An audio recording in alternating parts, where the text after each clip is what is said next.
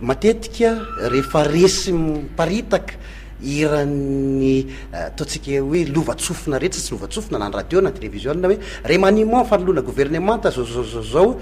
de miazakazaka avokoa ny ministra manao hoe zavatra etsy manao zavatra ero manao zavatra atsy mba hitazomana toerana angamba na hoe tsy haitsika ny hevitra ambadiky zay rehetrarehetra izay ianao ve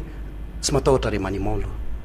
tsy matahotra remaniement mihitsy aka zay aloha raha ohatra ka zay ny fanontaniana apetraka tsy matahotra remaniement ny antony de zao raha niditra tao anatin'ny gouvernementa de nisy asa nampanovana ary io asa io no atao izahana fitaina rehefa niditra tao amin'ny gouvernementa de mahafantatra tsara mihitsy hoe tsy misy ijanona eo amandrak'izay asa ny nidiranao e asa no nidirana tato anatin'ny gouvernementa ka raha ohatra nareo miteny hoe rehefa kaiky ny mety hoe fanovana ny gouvernementa de matetika amin'ny ministra miazakazaka manao zavatra etseroa mino a fa za aloha avy mpanao gazety de fantatra hoe nanana an'izay fomba fijery zay ihany koa tany ivelany fa rehefa atao natiny ianao a ny asa mihitsy ny manery anao ary ny zavatra misy amin'izao fotoana zao any hoe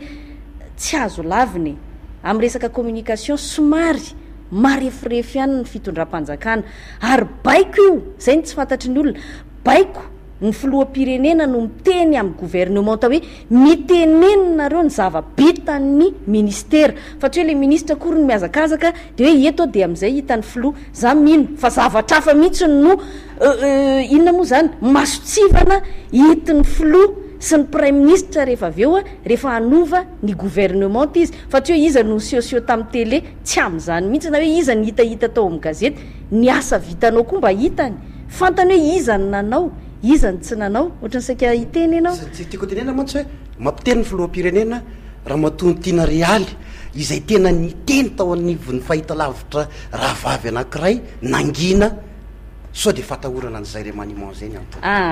ny anandray tsy fitenenana safidy mihitsy araky ny teninao hoe iza mo raha ny olona nahalala ny tsy nahalala hoe za de nyteny tsy fotoanan'izay tsony zao rehefa niditra tao anaty gouvernementa zay averiko foana safidiny io a rehefa miditra ao anaty gouvernementa tsy mpanao gazety tsony